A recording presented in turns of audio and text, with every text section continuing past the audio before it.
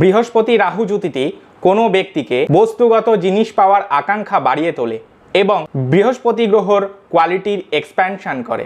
এই জুতিটি যদি আর্থ সাইনে থাকে তাহলে কোনো ব্যক্তিকে সব থেকে বেশি মেটেরিয়ালিস্টিক করে দিতে পারে এবং এটি গুরুচণ্ডাল যোগ নামেও পরিচিত। দেবগুরু বৃহস্পতির কোয়ালিটি হলো লফুলনেস এবং রাহুদেবের কোয়ালিটি ললেসনেস। সেই জন্য এই কনজাংশনটি কারো জীবনে কখনো ভালো ভারসাম্য আনতে পারে অথবা কোনো সময় বিপর্যয় ঘটাতে পারে।